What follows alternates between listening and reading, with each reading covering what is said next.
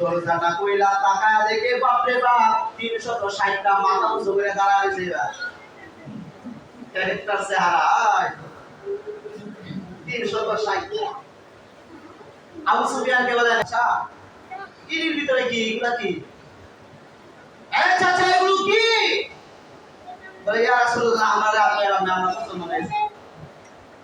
মুসলমান হওয়ার আগে এগুলির উপাসনা করতাম, এগুলোর ইবাদত করতাম, আর মুসলমান হয়ে গেছি ওই সময় আল্লাহ চিনতাম না, আমরা এগুলোর উপাসনা করতাম।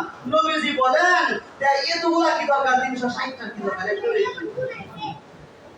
বলে, ইয়া রাসূলুল্লাহ, ইয়া হাবিবাল্লাহ, আমরা একটার ইবাদত করি না, আমরা একদিনে একটার ইবাদত করি, দুই জনের একদিনে ইবাদত করি না। 360টাকে আমরা 360 দিন, এক বছর পর্যন্ত ইবাদত করি। শুক্রবারে একটা, শনিবারে আরেকটা, রবিবারে আরেকটা। শুক্রবারে পূজা আছে, রবিবারে পূজা আছে, জানুয়ারির পূজা আছে, ফেব্রুয়ারি মাসের পূজা আছে, প্রত্যেকটা মাসের পূজা আছে, প্রত্যেকটা দিনের পূজা আছে, প্রত্যেকটা সপ্তাহের পূজা আছে, প্রত্যেকটা মাস সময়, প্রত্যেকটা সময়ের পূজা আছে। এই হলো 360টা। আল্লাহর নবী বলেন, এখন কি করা?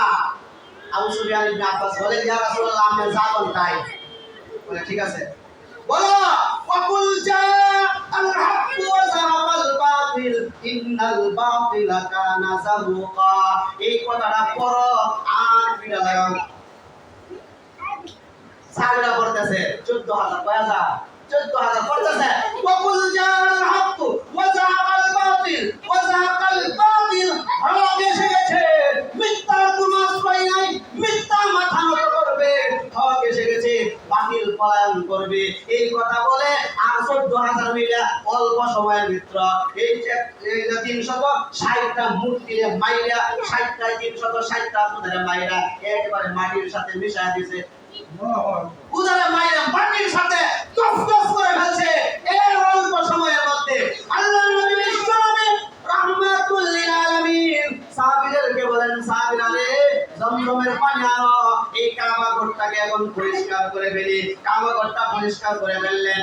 এরপরে আল্লাহর নবী এই মূর্তিগুলো ভেঙে, আল্লাহর নবী এটাই প্রমাণ করে দিয়েছে, এই মূর্তি ভাঙার জন্য আমি নবীকে আল্লাহ জমিনের মধ্যে পাঠাইছেন।